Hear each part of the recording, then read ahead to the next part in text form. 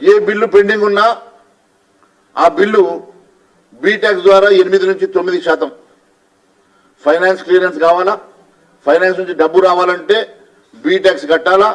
ఇప్పుడు ఎవరి డిపార్ట్మెంట్ వారికి నువ్వు ఆ ట్యాక్స్ పెట్టుకుంటే నేనెందుకు బీటాక్స్ పెట్టుకోవద్దని ఒక మంత్రి గారు బీటాక్స్ పెట్టుకున్నారు. ఆ బీటాక్స్ 8 నుంచి 9% తీసుకొని కాంట్రాక్టర్ల దగ్గర విచ్చలవిడిగా 8 నుంచి 9% వసూలు చేసేటువంటి మంత్రి గారు.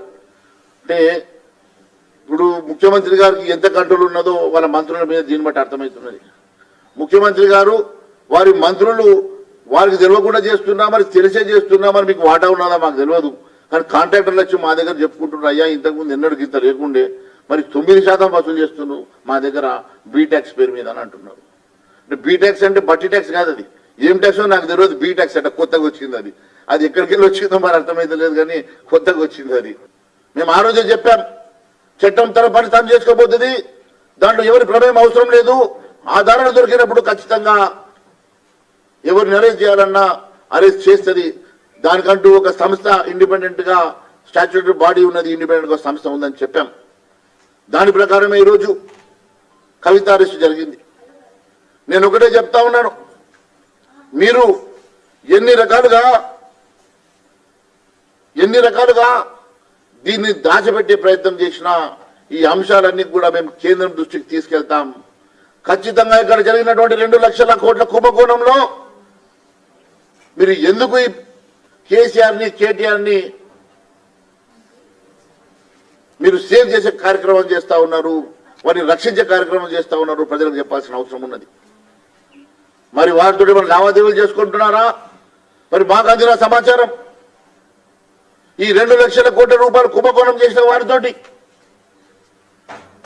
మీరు వాటా అడుగుతున్నారు 40% అని చెప్పి బయటకు వస్తున్నది.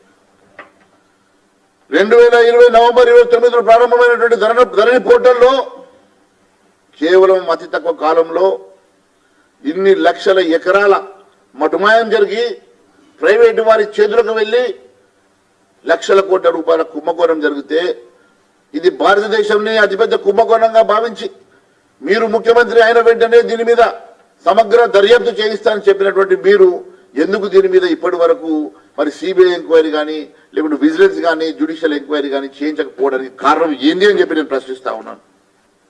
దేవాదాయ భూములు ఈ 10 ఏళ్ల కాలంలో అన్యాక్రాంతమైనటువంటి భూములు మరి ఎందుకు మీరు బయటకు తీసుకొచ్చే ప్రయత్నం చేస్తలేరు అని చెప్పేసి నేను అడుగుతా ఉన్నాను.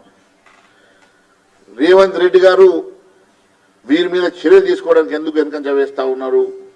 కేవలం వారితో లావాదేవీలు చేసుకోవడానికి, వారిలో 40% వాటాని అడగదందుకు మాత్రమే, తద్వారా కేంద్రానికి, తద్వారా మీ జాతీయ కాంగ్రెస్ పార్టీకి డబ్బులు పంపడానికి మాత్రమే ఈ కార్యక్రమం చేస్తున్నట్టుగా మాకు అనుమానాలు ఉన్నాయి.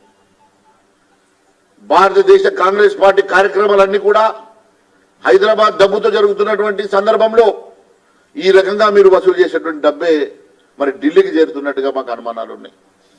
నిజంగా రేవంత్ రెడ్డికి చిత్తశుద్ధి ఉంటే, నిజంగా రేవంత్ రెడ్డి గారికి అట్టడుగు బడుగు బలహీన వర్గాలకు చెందినటువంటి కొన్ని లక్షల ఎకరాల అసెట్ భూములు అన్యాక్రాంతమైనందుకు వారికి న్యాయం చేయాలన్న చిత్తశుద్ధి ఉంటే వెంటనే దీన్ని సిబిఐకి ఎంక్వైరీకి లేక జ్యుడిషియల్ ఎంక్వైరీకి ఇచ్చి వారికి న్యాయం చేసి వారి భూములు వారికి ఇప్పించాల్సిందిగా మేము కోరుతా ఉన్నాం.